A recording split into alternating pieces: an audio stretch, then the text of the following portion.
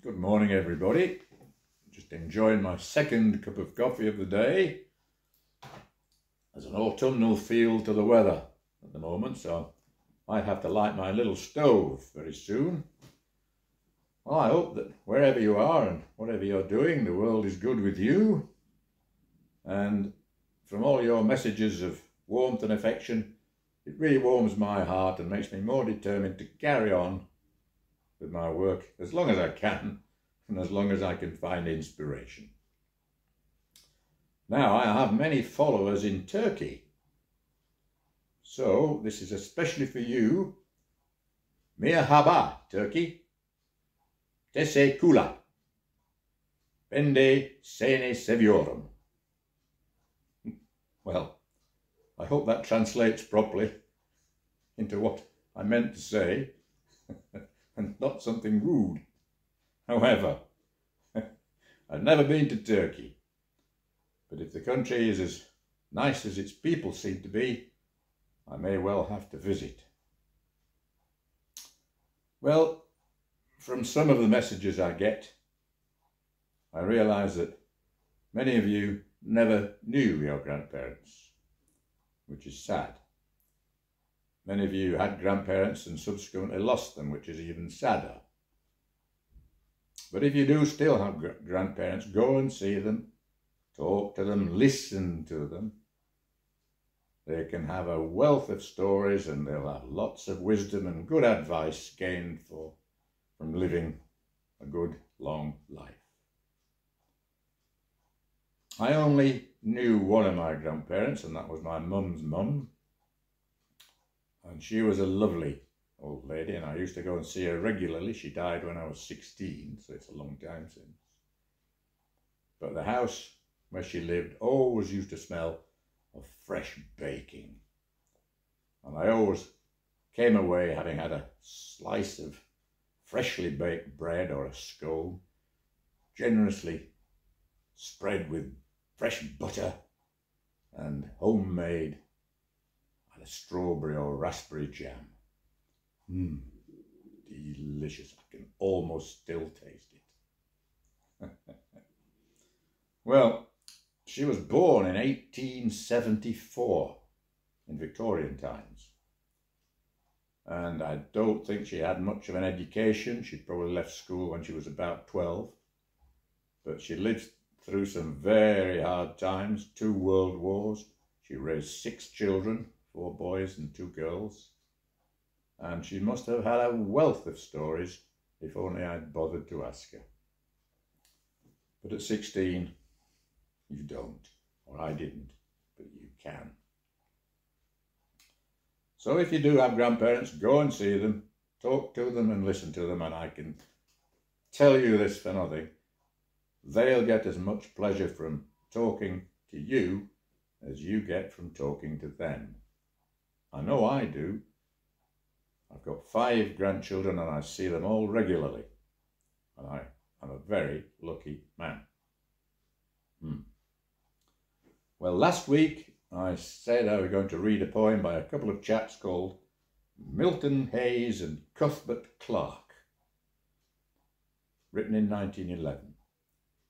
Some of you may have done some research and discovered what the poem probably is, but it was a favourite of Edwardian music hall stages back in the early 20th century. And it's called The Green Eye of the Little Yellow God. And this is how it goes. There's a green-eyed yellow idol to the north of Kathmandu. There's a little marble cross below the town. There a broken-hearted woman tends the grave of Mad Karoo, and the yellow god forever gazes down. He was known as Mad Karoo by the subs of Kathmandu. He was better than they felt inclined to tell. But for all his foolish pranks, he was worshipped in the ranks, and the colonel's daughter smiled on him as well. He had loved her all along with the passion of the strong. The fact that she loved him was plain to all. She was nearly 21 and arrangements had begun to celebrate her birthday with a ball. He wrote to ask what present she would like from Mad Carew, and they met next day as he dismissed a squad. And jestingly she told him that nothing else would do but the green eye of the little yellow god. On the night before the dance, Mad Carew seemed in a trance, and they chaffed him as they puffed at their cigars. But for once he failed to smile, and he sat alone a while, then went out into the night beneath the stars. He returned before the dawn with his shirt and tunic torn, and an ugly gash across his temple, dripping red. He was patched up right away, and he slept all through the day, and the colonel's daughter watched beside his bed. He woke at last and asked if they would send his tunic through. She brought it, and he thanked her with a nod. He bade her search the pocket, saying, "That's from Mad Carew." And she found the green eye of the little yellow god. She upbraided poor Carew in the way that women do, though both her eyes were strangely hot and wet. But she wouldn't take the stone, and Carew was left alone with the jewel that he'd risked his life to get. When the ball was at its height on that still and tropic night, she thought of him and hastened to his room. As she crossed the barracks square, she could hear the dreamy air of a waltz tune softly stealing through the gloom. His door was open wide, with silver moonlight shining through, and the place was wet and slippery where she trod.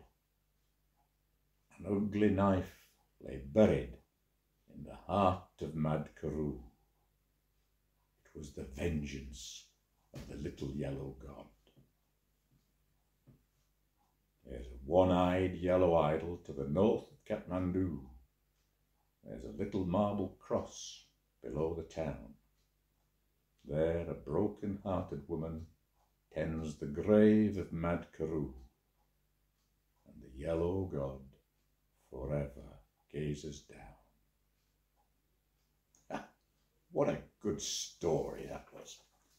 One of my favourite poems.